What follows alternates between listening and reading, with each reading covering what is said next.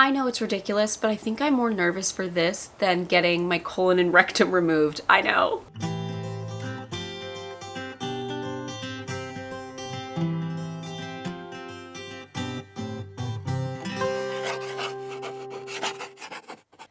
Hey guys, it's Maggie and I am back today. And what are we doing today?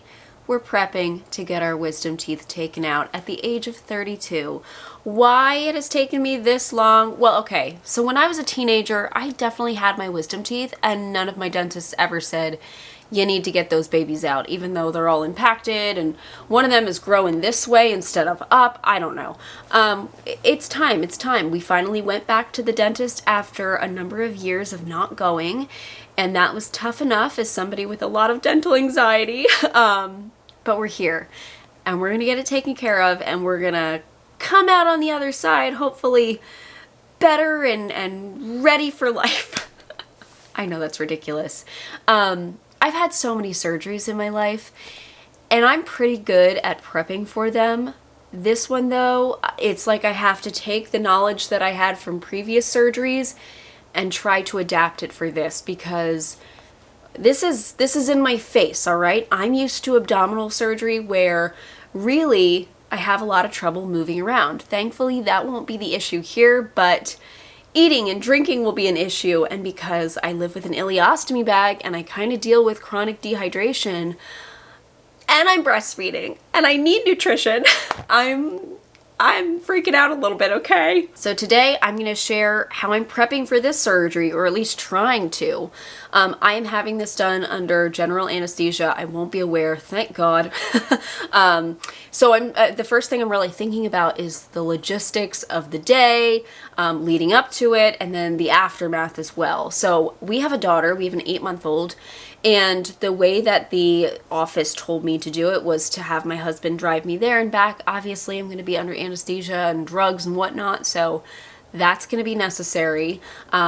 And they said that he could not leave. And I don't know if that means he couldn't leave the building or he couldn't leave the property, but he has to stay within some area of where I'm getting the surgery done. And that would be so difficult to bring Novi. She would not, I feel like it would just be really rough on Zach. It would be really rough on her. Her nap usually starts around 11:30, which I think my surgery would be done by that time.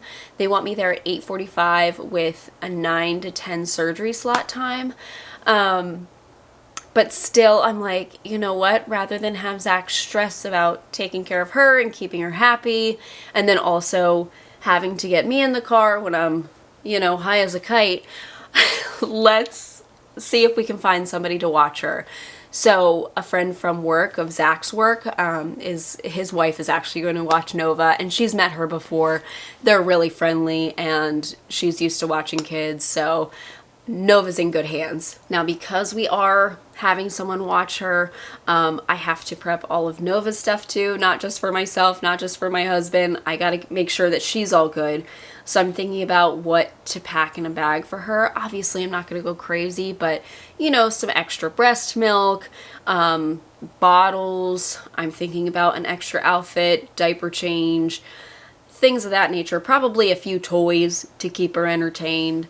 It won't be long that she'll be there. I'm gonna guess a max of 4 hours, maybe slightly over that if things get crazy, hopefully not. So I'm thinking about that too. I'm also planning out my breastfeeding schedule. So because of the anesthesia, I was very clear with the oral surgeon that I had concerns about this. When I was with the oral surgeon for my appointment, Nova was not taking very much by bottle. She was taking maybe an ounce max. And now, after Christmas break and Zach being home and feeding her with a bottle and feeding her foods too, she's taking a bottle. So that's like perfect timing. That just worked out really, really well. So my concerns for that are definitely lower. I have a lot of stashed breast milk, about 600 ounces, which we'll use part of that. I've actually been trying to pump a few ounces extra per day. That's really hard right now. I feel like my supply has dipped quite a bit. I don't know why, but it has, so that's been tough, but I do have some extra. I'm going to use some old and some newer breast milk because I don't know if the nutrients are different.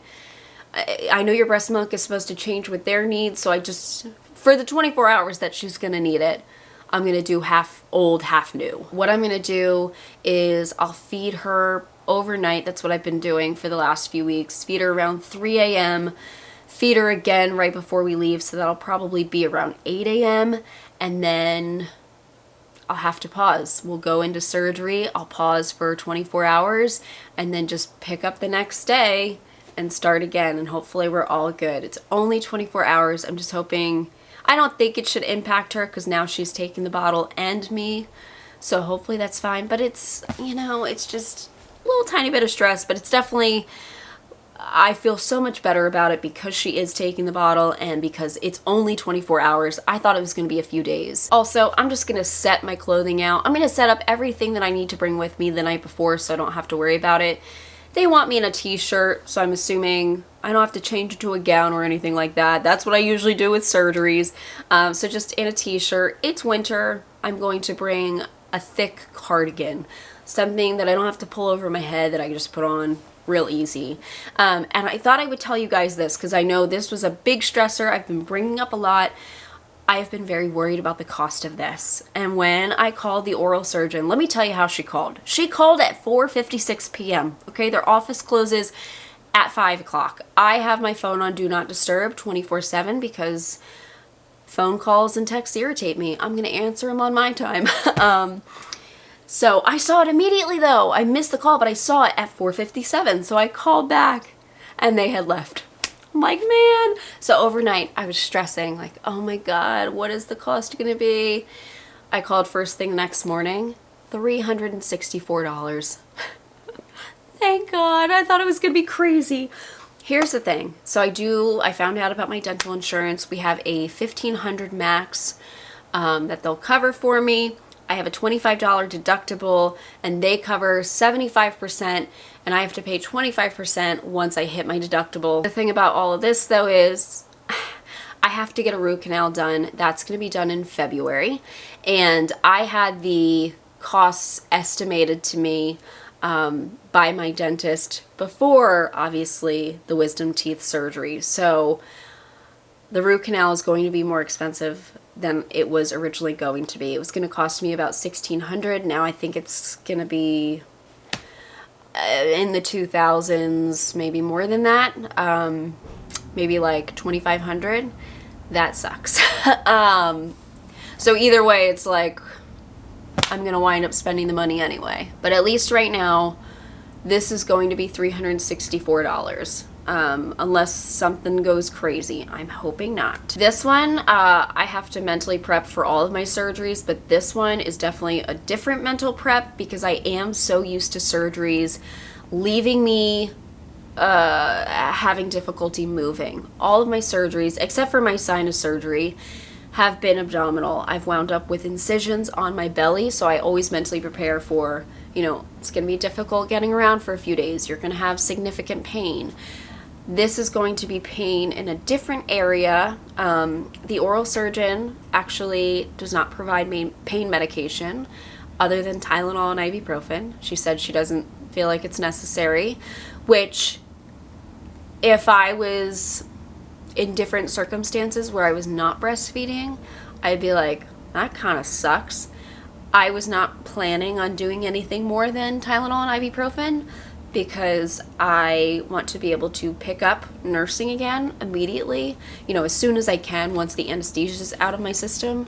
But Zach was not thrilled to hear about that because he's going to go to the same place and he needs his wisdom teeth taken out. So we'll have to see about him. But for me, I'm like, you know, we're going to do our best. What I always tell myself with other surgeries, like that's the really difficult thing. You have this surgery, it's such a major change, whatever it is. It feels like such a major change to how you live your life. And you have to adapt to being uncomfortable and doing things a little bit differently. And for me, what I've always told myself is every line that you get removed, every drain that you get removed, every increase in your diet, you know, an improvement there, you're making progress to your new normal or back to your old normal. So that kind of helps you mentally just get through each day. And so for this, that's going to look a little different because, you know, hopefully we're not going to wind up with any lines or drains for this. But eating will be different. So what I'm telling myself is when the pain starts to reduce, when the swelling goes down, I do plan on icing my face. I actually have some little round ice packs in the freezer ready to go. I might like wrap them around my head. I'm going to look ridiculous. It's going to be great.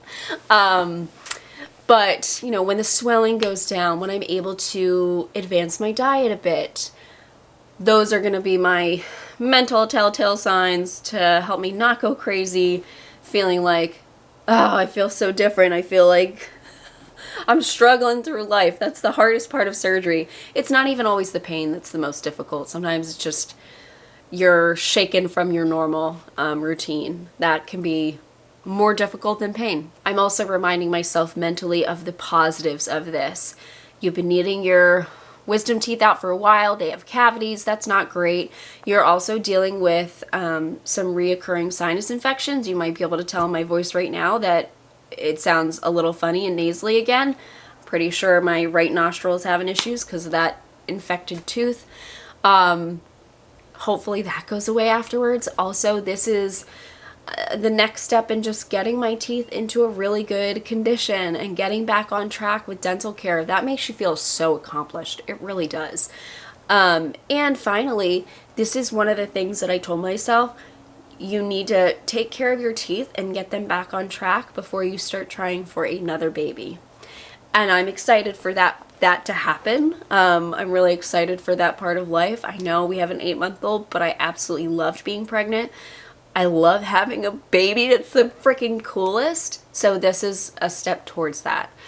So I'm reminding myself of that. There are some negatives that I'm really worried about. I keep hearing about this dry socket thing. I'm going to do all the things to prevent that. We'll talk about that in a moment. I was told with my bottom left wisdom tooth here, apparently the root is next to or wrapped around the nerve that helps give feeling into my chin and my tongue.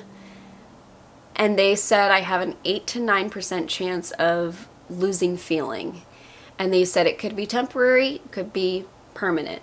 I've had some like nerve damage with surgeries before, but it's like on my belly, you know. I don't really care if I can't feel a part of my belly. That doesn't impact me. But my chin and my tongue, like what if I bite my tongue? I'm just not going to feel it and I'll bleed everywhere. So I'm nervous about that. I could have gotten some scan done to tell me whether it was actually wrapped, you know, the root wrapped around the nerve, but the oral surgeon said I wouldn't waste the money because you need these teeth out anyway. They all have cavities, so I would just do it. I would get them out and deal with the consequences. They said there wasn't really a way to take care of the cavity in the tooth. I guess it's too deep or not accessible. I don't really know. It wasn't an option for me. They couldn't like cut the top of the tooth off. They said sometimes they can do that, but it wasn't something they could do. Okay, so we're prepping for eating. My concern, like I said before, is breastfeeding. I'm having a little bit of a problem with my supply. I have noticed a significant dip. I was making about 24 ounces a day. That's estimated because, you know, if I'm nursing a lot of the time, I can't really tell, but an estimated like 1 per hour. And now I am half that.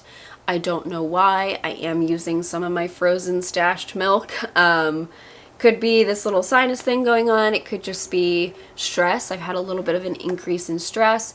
Haven't been super great about hydrating, so I'm really trying to get on track with that, and I really haven't had much of an appetite. So there's multiple factors that are probably playing into this. So I've planned out a grocery list. That's what I did this morning because we are going grocery shopping today.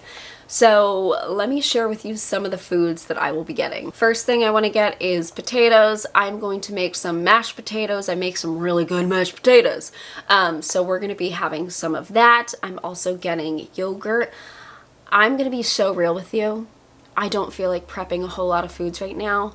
And I don't feel like trying different recipes to see if I like it. I think right now what's most important is I get foods that I'm actually going to eat. I think with the breastfeeding and my supply, and this wisdom tooth removal coming up, I need stuff that I actually like. So as much as I want to like get regular Greek yogurt, I'll get some of that too because I want to try it with Novi, but as much as I want to try like making my own smoothies and stuff, I'm afraid I won't drink it. It'll go to waste. It'll be a waste of money.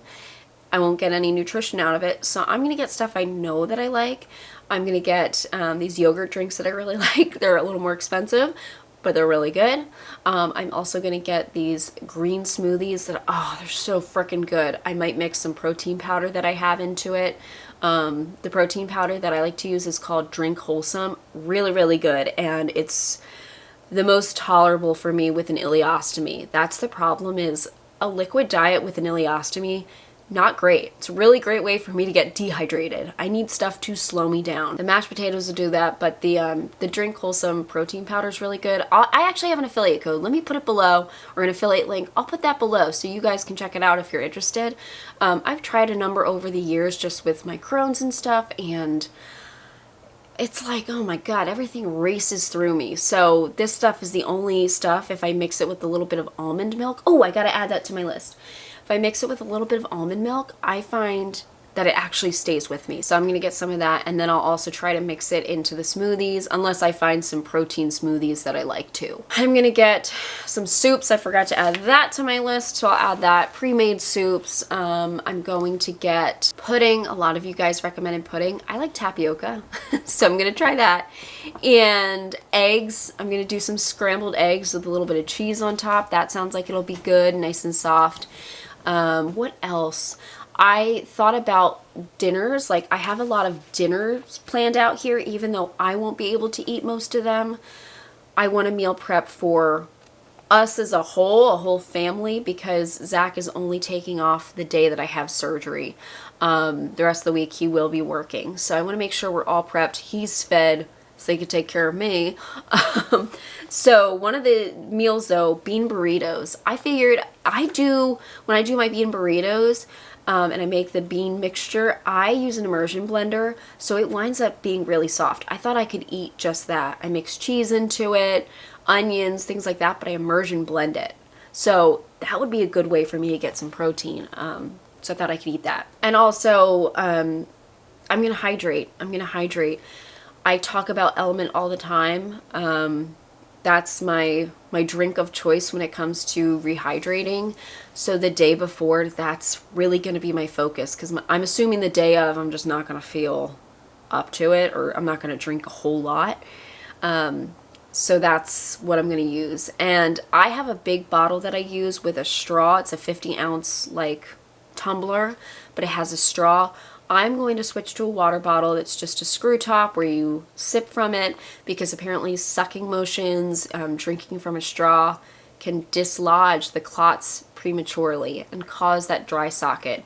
I'm going to avoid hot foods, really cold foods, everything I'm going to like either leave out on the counter if it's too cold, or let cool down if it's soup or something like that, or mashed potatoes. I'm going to avoid spicy stuff. I really don't have a ton of spicy things anyway.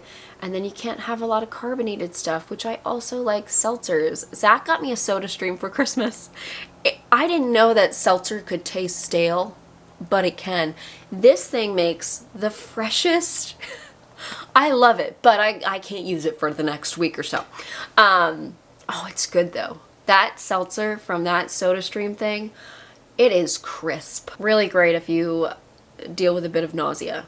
I love my seltzer water. That's probably why I started drinking it. During this time, I might be, with all these foods just being liquefied, I might be relying on Loperamide a little bit. That's a medication that my doctor suggested for me to help slow my bowels down, just because I only have small intestine. You know, my small intestine adapted over the years with only being able to use that. Like, it definitely absorbs more fluid than somebody who's totally hooked up. But it's not perfect. It's not a replacement for a colon. So Loperamide helps slow things down a little bit for me. Okay, so reminder to myself, add soup, add almond milk. I went through my grocery cart just to see approximately how much things would cost when we go to the store today. And I I forgot those two things, so I'll make sure to add that. So the last thing that I like to think about when it comes to prepping for surgery of any kind is preparing my space. The thing about it is, though, the reason I do that is because a lot of my surgeries, it's difficult for me to move around, and that's not going to be the case with this. I might not want to move around a ton, but I won't have difficulty, getting up out of a chair to go to the bathroom or anything like that. So I'm not as worried about preparing my space. Yes, my charger for my phone will be on hand. I'll have a comfortable area, clean sheets. I think that's a good idea. I tend to get nauseated after my surgeries, which I did mention to the oral surgeon. She's going to give me some Zofran during the surgery so I don't barf on her. But I tend to get nauseated afterwards, and I have a feeling just with the blood, it's going to be more pronounced. So, my husband sweats like nothing else. I talked about it when I was pregnant. I was so gaggy in our bedroom just because he sweats a lot on our sheets.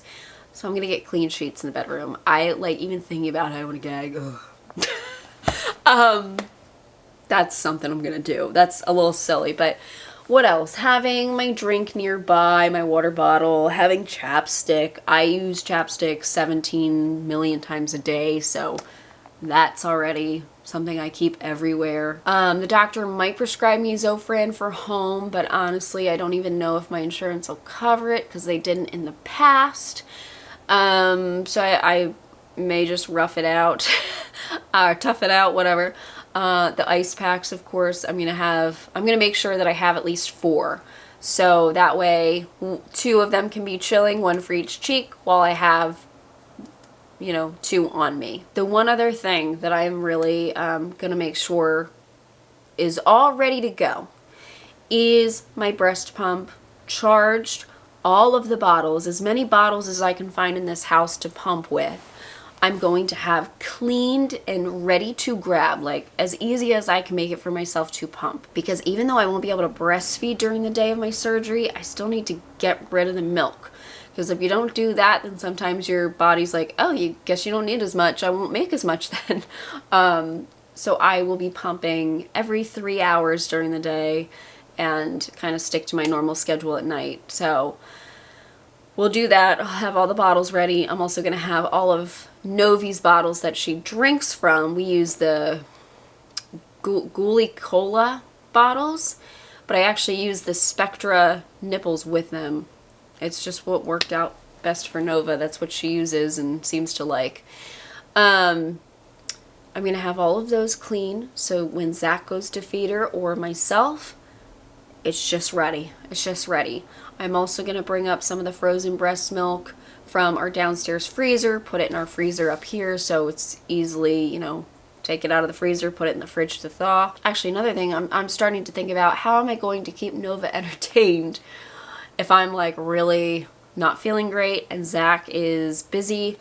So I've been looking up some little activities to maybe keep her more entertained. She's good, but she'll want me like on the floor with her, which I can do, it's a little stressful, but it is what it is, right? It'll be okay. We'll survive. So, man, I think those are all of the things that I am preparing for.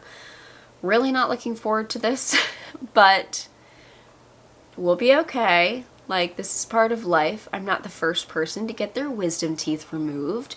In fact, most people get them removed. And I had a commenter say that their daughter had 6 wisdom teeth, that you could actually have up to 8. So at least I'm only getting 4 removed. And I am getting all 4 done at the same time. I do not want to split it up. We're gonna one and done it. It's rougher, but it'll be okay. My dad actually told me that when he got his wisdom teeth taken out, he did all 4, but he did just local because his dad was an anesthesiologist, my grandpa. And he had recommended, like, don't get general anesthesia for this. You're not in a hospital, so it's a little scary. Mind you, this was the 1970s or 1980s. So things are, hopefully improved now. And honestly, I wouldn't get this done under local. Like, I just would not get it done. Getting a tooth pulled away sounds absolutely miserable to me. I have so much dental anxiety because the numbing shots have never worked on me fully. Like, it'll numb my cheek and my face totally fine, but when it comes to the root of the tooth, I feel it. And no matter how much I say that, I feel like every time I tell a dentist this, they don't believe me. They're like, "Nah, we're really good at it." I'm like, I have fully felt my fillings, okay? That's why I hate it. That pain is so much more awful than the chronic pain of like Crohn's stomach aches, which is why I'm like, I don't want to do this, but we're gonna do it. We're just gonna be knocked out for it. Anyways, little side thing I thought I would share. But wish me luck. Hopefully all goes well, and I'll see you guys in the next. Bye guys. Thank you so much for watching today's video. If you are looking for a way to help support my channel, consider liking this video or even subscribing. You can also check out my store at LetsTalkIBD.shop. I have stickers and hoodies like these guys over here, just related to chronic illness and inflammatory bowel disease, something fun. And I also have a coupon code for my YouTube watchers. You could also become a member of my channel like the wonderful people scrolling on screen here. They've become a member and they have access to videos a little bit earlier. It's a great way to support my channel, and really, just watching my videos means the world. Thank you so much, and I'll see you in the next.